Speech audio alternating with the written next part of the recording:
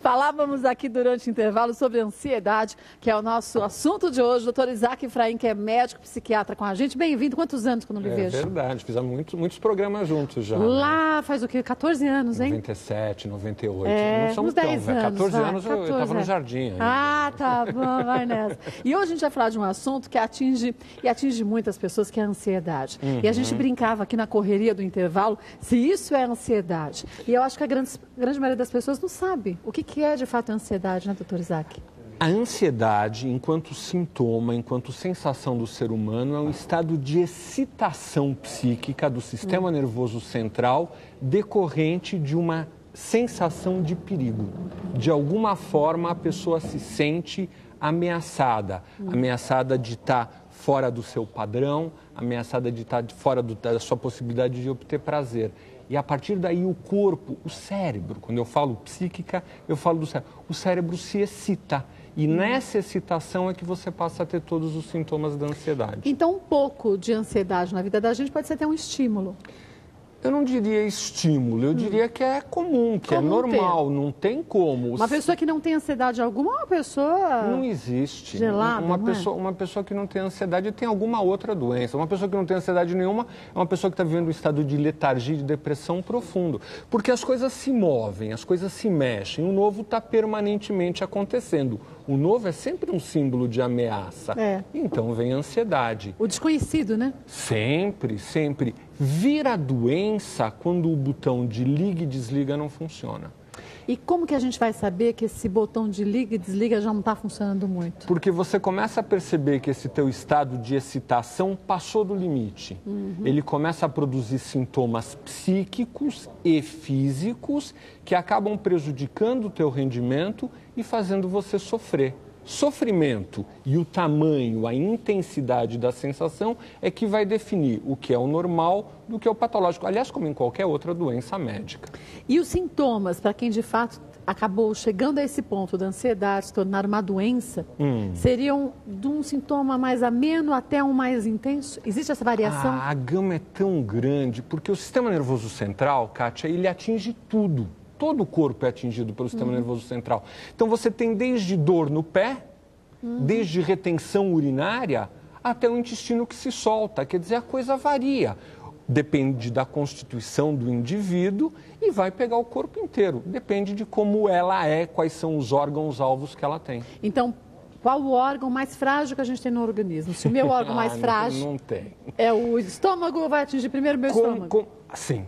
Sem dúvida, ele vai fazer um quadro de gastrite, pode evoluir para um caso de úlcera. É simples, na gastrite é fácil de entender, porque o que acontece? A ansiedade é prima irmã do medo, é uma reação normal perante uma perspectiva de perigo. Então o que acontece? Libera um neurotransmissor chamado noradrenalina.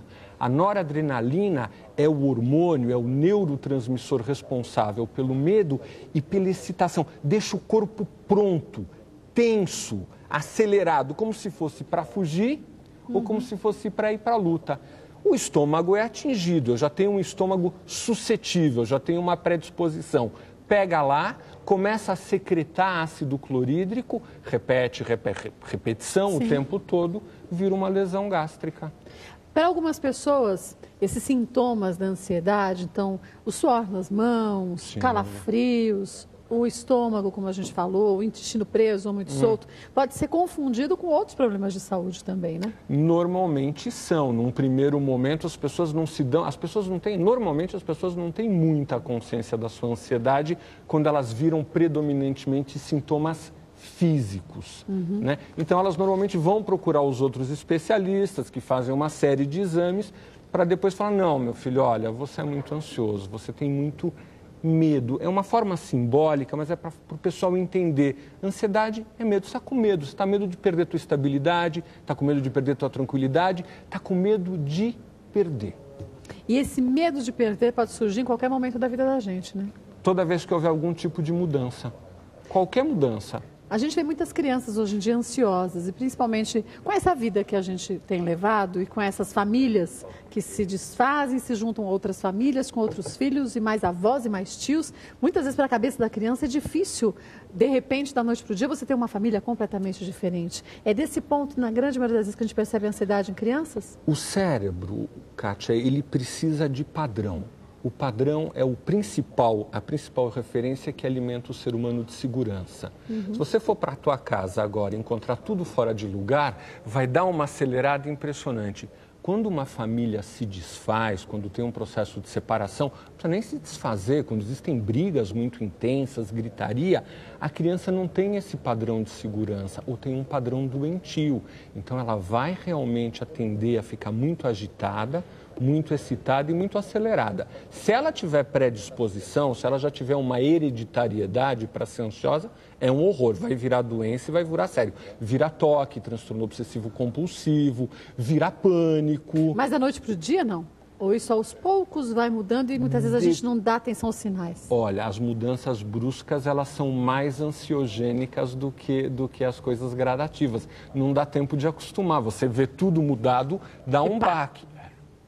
E aí você pode, de um dia para outro, se sentir com pânico, com um transtorno obsessivo-compulsivo, assim? Normalmente, no caso do pânico, as pessoas que têm pânico, eles têm a sensação de que estava tudo bem, que estava tudo... A expressão não, estava tudo sob controle.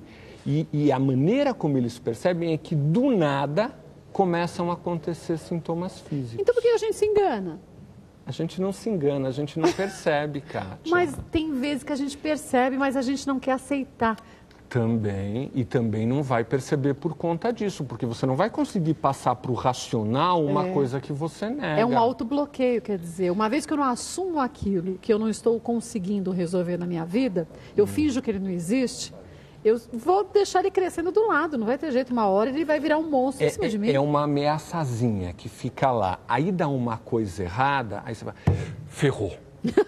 E aí e às vezes isso não acontece no plano racional, no plano do pensamento. Isso acontece no plano do sentimento.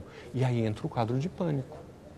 Por isso que é tão difícil o tratamento de ansiedade, quer dizer, você tem que antes ter uma análise muito profunda do que essa pessoa tem e qual o melhor tratamento para aquele problema individual? Olha, eu não vou dizer que é tão complicado assim, porque não. Primeiro, o sintoma físico ou psíquico da ansiedade, então vamos falar dos sintomas físicos, da sudorese, da taquicardia, do intestino que se solta com facilidade ou que se prende muito, da urina que se retém ou que começa a tensão muscular, a enxaqueca, são coisas relativamente simples de se tratar.